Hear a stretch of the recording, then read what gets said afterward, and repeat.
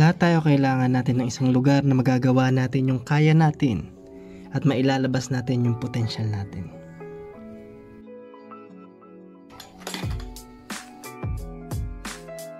Hi, I'm Gab Bueno.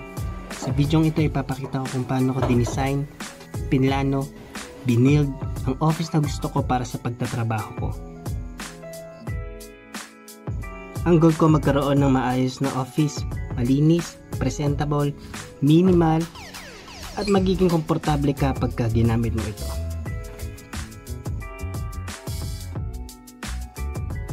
So let's go! Kasabay ng pagpaplano ko sa aking bagong table, pagpaplano ko rin ang pagkakaroon ng home office. Tinanggal yung mga gamit para mapinturahan yung loob ng kwarto. Kabado pa nga ako nito kasi lahat ng gagawin ko dito ay first time. So kailangan natin masilyahin kasi sobrang pangit ng dingding, napakadami niyang bitak. Kailangan ng pasensya at maximum effort para matapos ito. After that, pintura. Na-enjoy ko yung pagpipintura kasi hindi ganun kahirap na after masilyahin at lihain. First coat and second coat at sobrang puti pagkatapos. Primer white and then gloss white ang pagpintura dito. Pagdating sa baba, dark gray ang nilagay ko. Para naman sa table ko, first I sketch it and label anong sukat, gaano kahaba, gaano kalaki. Tingin din ako dito sa hardware na mas malapit sa amin. Bakal at kahoy yung binili ko. Sobrang ingat lang sa pagpuputol ng bakal. At pagkakat niya, pinawelding ko na lang kasi hindi ako marunong.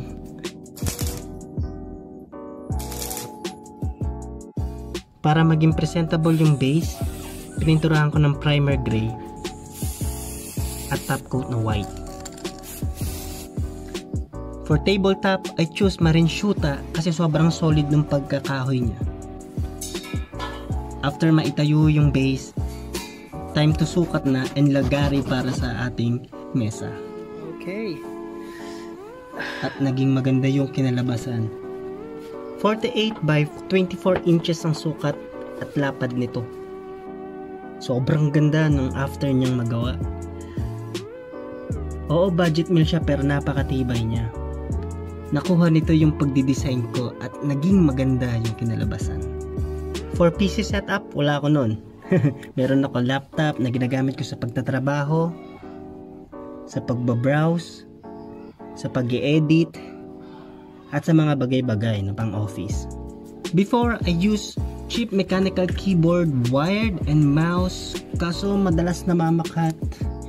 Kaya I choose to Xiaomi wireless with mouse, at sobrang quality niya, ang ganda ng keyboard, ganda ng tunog, swabe siya sa pagiging minimal.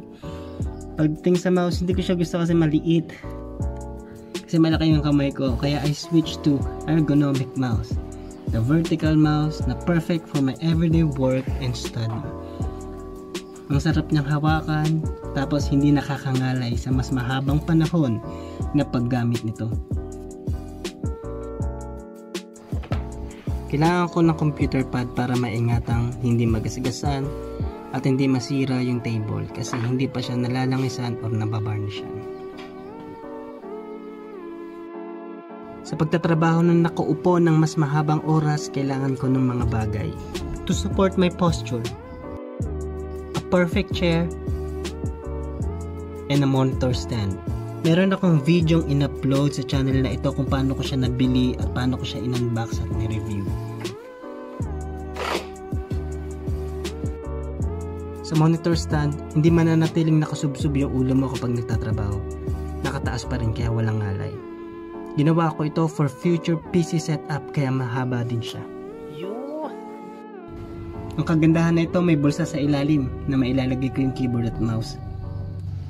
Kapag gusto kong magsulat, magbasa, gumawa ng notes, at kung ano-ano pa, napakaganda ng setup na to.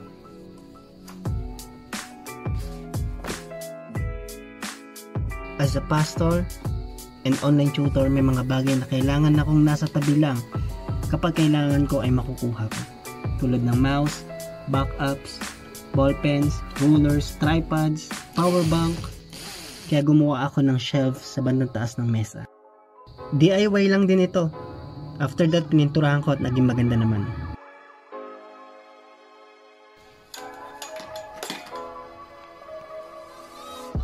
For video recording, napakahalaga ng background. Kaya nilagay ko yung mga bagay na nagre-represent sa pagkatao ko. Books and etc. Sa ilalim ng mga shelves na ito, pinwesto ko yung keyboard. At madalas akong tumugtog dito, tumayo, habang nagwo-worship sa Panginoon after ko mag-work. Ito yung last part na ipapakita ko sa inyo, yung DIY closet na hindi nakikita sa background ko.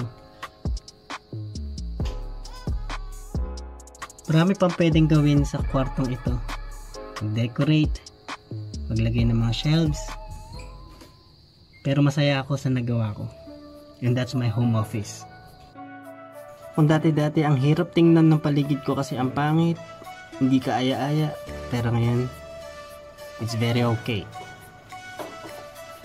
Sobrang inspired, relaxing, at gaganahan ka talaga magtrabaho.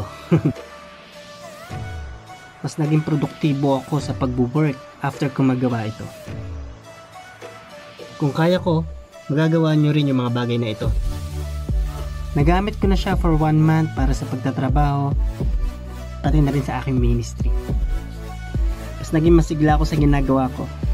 Nagamit ko rin siya sa video recordings and online meetings at masasabi ko, sobrang laki ng impact na meron kang malinis at maayos na home office. Umabot na 1 buwan ang pag-aayos ko dito.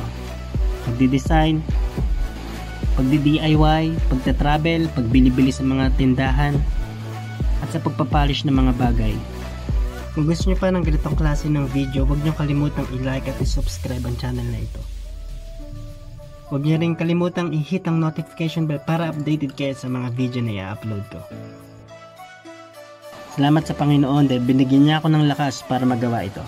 Salamat din sa inyo sa nakatapos ng video ito. Kung meron kayong tanong, lagay nyo lang sa comment at sasagutin ko. See you and God bless.